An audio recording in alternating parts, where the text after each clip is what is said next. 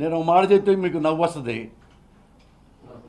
ఇది ప్రెస్ మీట్లు అనేవి పెద్దగా పోసాని కృష్ణమురళికి ఇష్టం ఉండదు అని నేను ఎప్పుడు అనుకుంటూ ఉంటాను మనసులో. ఎప్పుడన్నా ఇంపార్టెంట్ అయితే ఒక మొక్క చెప్పి అది ప్రజలకు ఉపయోగపడేది అయితే అనుకొని నేను కామ్గా ఉందాం అనుకుంటా. కానీ ఈ రాజకీయ నాకు నన్ను కామ్గా ఉండనివ్వట్లా.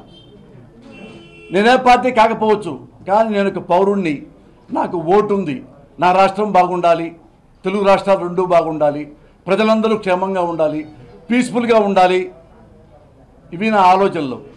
కానీ ఆ రాజకీయ నాయకుల ఆలోచనలు వేరే ఉన్నాయి. అది మీకు చదివి వినిపిస్తా.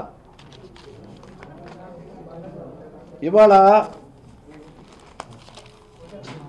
మన జనసేన పవన్ కళ్యాణ్ గారు ఏం స్టేట్మెంట్ ఇచ్చారంటే, తెలంగాణ ఏమైనా పాకిస్తానా, కేసీఆర్ హైదరాబాద్లో మన వాళ్ళ భూములు తీసుకుంటారా, ఎవరు తీసుకుంటారో తీసుకోండి, నేను చూస్తా. తెలంగాణలో ఆంధ్రులు రాజకీయం చేస్తే తప్ప కేసీఆర్ మాత్రం ఆంధ్ర రాజకీయాలు వేలు పెట్టొచ్చా?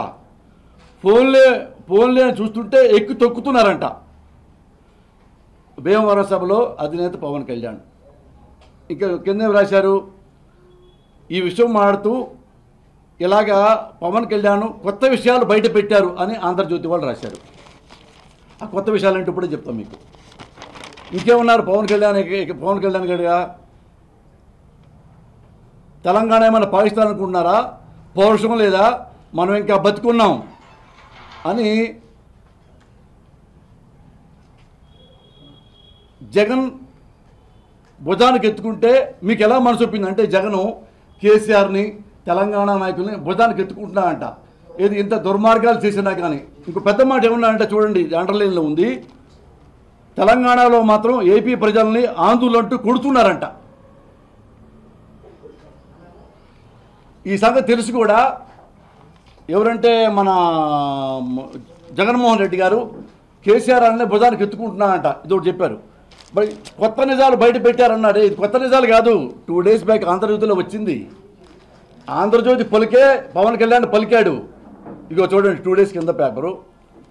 ఇదిగో, దమ్కి దందా, హైదరాబాద్ కేంద్రంగా బెదిరింపులు, ఇక్కడ ఆస్తులున్న వారిని టార్గెట్, చిన్నపాటి లోపాలన్న నోటీస్ జారీ, ఫలానా నేతలు కలవాలని సూచనలు, వైసీపీలో చేరితేనే మీకు ఇది అని హెచ్చరిక. ఇవేమున్నా ఏమి రాశారో ఆంధ్రజ్యోతి. 2 days బ్యాక్ పవన్ కళ్యాణ్ గారు అదే అన్నారు. ఓ మాట అన్నాడు కదా, ఏమండి ఇంత ఘోరం జరుగుతుంటే, ఆందోళనలు కొడుతుంటే తెలంగాణ వాళ్ళు మన భూములు లాగేసుకుంటుంటే జగన్ ఎందుకు నోరెత్తట్లేదు, ఎందుకు కేసీఆర్ చెంచాలగా ప్రవర్తిస్తున్నాడు అనే విధంగా ఎందుకు భుజానికి ఎత్తుకున్నాడు అని ఆ భాషతో రాశాడు. కేసీఆర్ని వాళ్ళ కుటుంబాన్ని ఎవరు భుజానికి ఎత్తుకున్నారో ఇప్పుడు ఒకసారి చూపిస్తాను మీకు. ఒకసారి ఇవ్వండి, చూడండి ఒకసారి.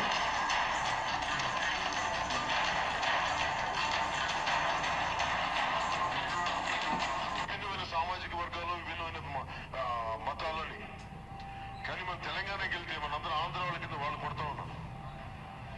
మరి దీన్ని ఎలా మాట్లాడతాం? వాళ్ళకేమో మన ఆంధ్ర వాళ్ళం, మనందరం కలిపి దళితులు అవ్వండి, ఏ కులాలైనా అవ్వండి, క్షత్రియ అవ్వండి, వైశ్యులు అవ్వండి, బ్రాహ్మణులు అవ్వండి, వాళ్ళందరికీ మనం ఆంధ్రులు.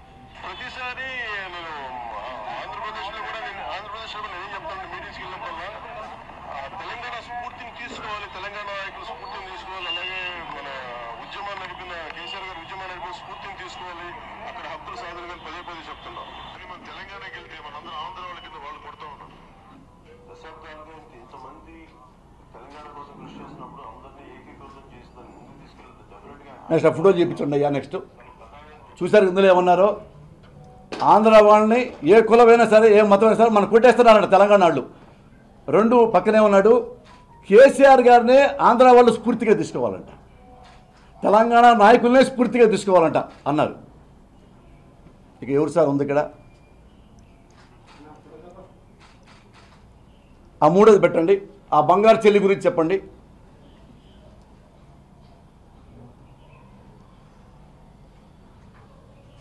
ఇదిగో కింద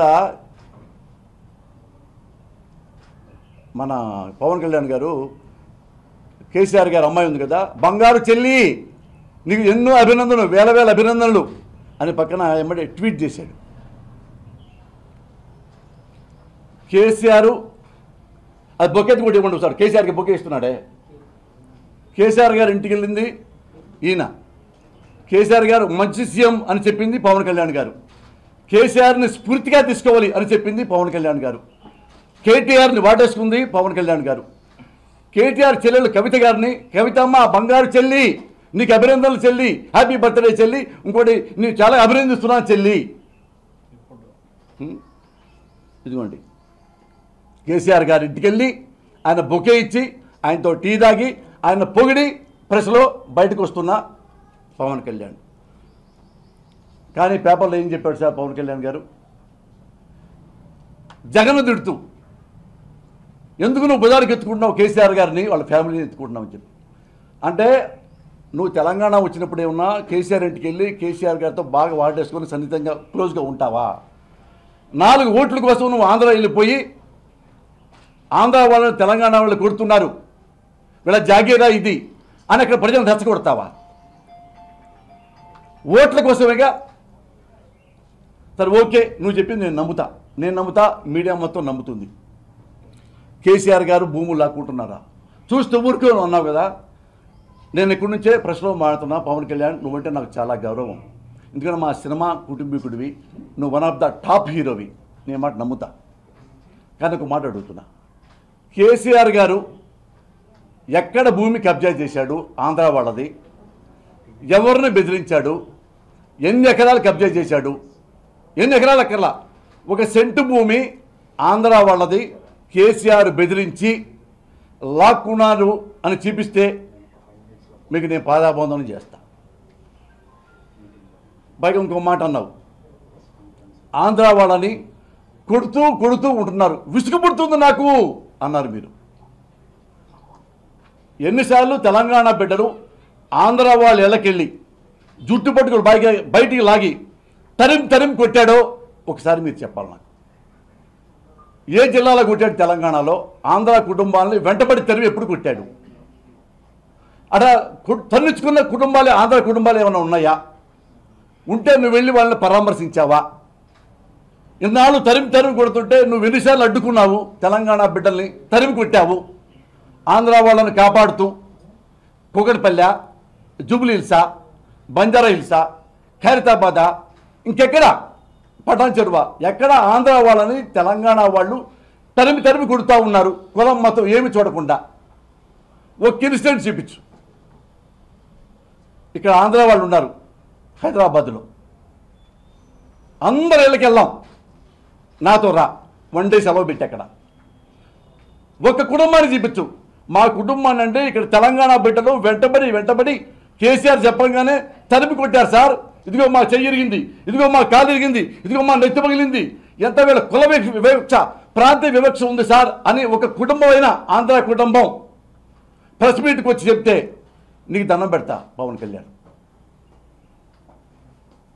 ఎందుకు పవన్ కళ్యాణ్ నువ్వు రాజకీయ పార్టీ పెట్టే ముందే ఉన్నావు?